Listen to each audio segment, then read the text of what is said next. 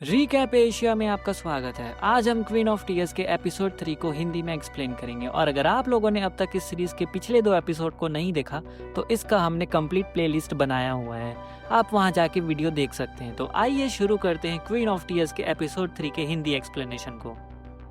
Episode 3 शुरू होता है एक फ्लैशबैक से जहां ह्यूनवू हेइन को अपना गांव घुमा रहा होता है। ह्यूनवू सोच रहा होता है कि वो पुअर है, तो वो हेइन को उसे दिखा रहा है कि मैं भी लायक हूँ तुम्हारे और तुम्हारी जरूरतें पूरी करने के। लेकिन प्रेजेंट में आते हैं तो पता चलता है हेइन अपनी इसी मेमोरी को याद कर रही होती है। तभी जंगली सुअर अचानक हमला कर देता है। ह्यूनवू उसे तुरंत गोली मारता है और हेइन बच जाती है। दोनों वापस जा रहे होते हैं चलते चलते, लेकिन रास्ते में हेइन का एंकल ट्विस्ट हो जाता है।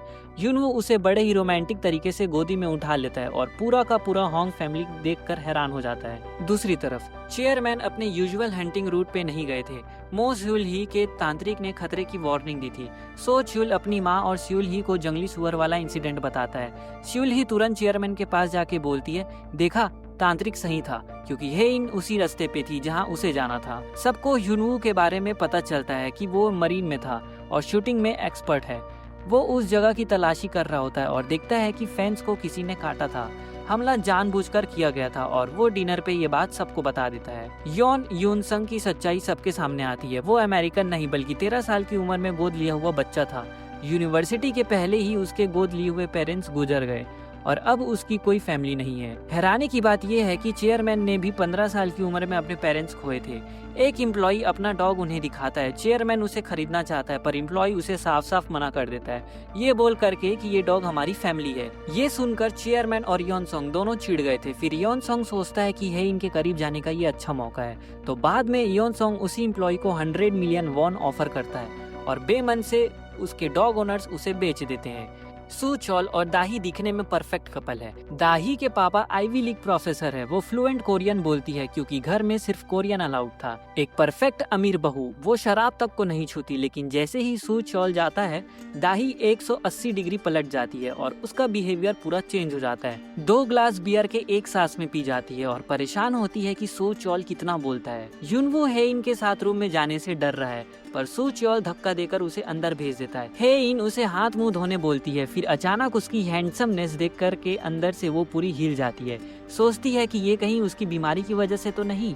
फिर वो याद दिलाती है कि एक बार वो दोनों सिंगल बेड में सोए थे और फिर कडलिंग का हिंट देती है, लेकिन ह्यूनवू अनकंफर्टेबल हो जाता है तो हेइन मजाक में वो बात टाल देती है।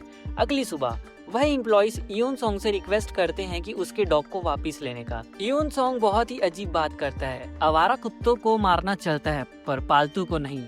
अपनी बंदूक निकाल के डॉग को मारने की धमकी देता है। तभी ह्यूनवू आता है और सिचुएशन को शांत करता है। होंग फैमिली जंगली सुअर के अटैक की सीसीटीवी कैमरा चेक करती है। एक मास्क पहने आदमी वहां दिखता है और चेयरमैन को लगता है वो उसका बड़ा बेटा है जो उसे मरवाना चाहता है। उधर डॉग ओनर्स को अनाथ आश्रम का एक लड़का याद आता है जो बिल्कुल एग्जैक्टली योनसोंग जैसी बात करता था और शायद से योनसोंग वही बच्चा है। सियोल में योनसोंग हेइन को बताता है कि हरकायना के सीईओ से उनकी अपॉइंटमेंट फिक्स है, पर हेइन का ध्यान नहीं होता है और उसकी आंखों में कुछ और ही चल रहा होता है। हेइन अपने ईमेल्स को चेक करती है पर कोई इलाज नहीं मिलता उसकी बीमारी का।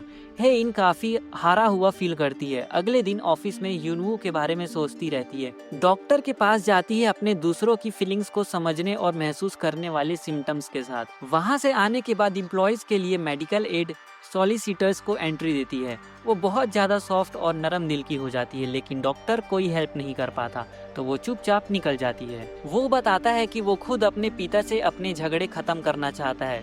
मो स्यूल ही उसे रोक देती है। वो साफ कहता है मैं हंटिंग साइट पे था, पर उसने उस जंगली सुअर को नहीं छोड़ा। पर स्यूल ही का कहना है कि उसका कोई कम्युनिकेशन नहीं हुआ था। इनकी माँ ग्रेस गो को योनसोंग की जासूसी करने भेजती है।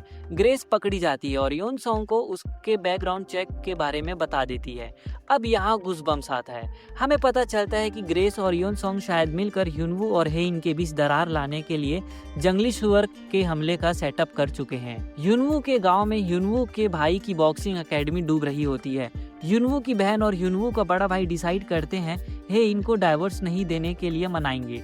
वो दोनों इनके ऑफिस जाते हैं, लेकिन इन हरकायना के मीटिंग के लिए अर्जेंट चली जाती है और वो दोनों अपनी बात नहीं रख पाते। बाद में ह्यूनवू की बहन हे इनको डाइवर्स वाला टेक्स्ट भेज देती है, पर जब यूनवू को पता चलता है तो वो हे इनको फ़ोन लगाता है, पर उसका फ़ोन अनरीचेबल बताता है। हे इन मीटिंग में जाती है। सीईओ फैमिली इमरजेंसी में छोड़कर गया है। यून सॉन्ग के साथ डिनर करती है। वो हरकाइना के एक्सक्लूसिव सीक्रेट्स बताता है, लेकिन चुपके से हे इनका मोबाइल स्विच ऑफ कर देता है। घर पे यूनवू वेट कर रहा होता है। हे इन नशे की हालत में यून सॉन्ग के साथ आती है। यून सॉन्ग क्लियरली चाहता है दोनों के बीच दूरी आए।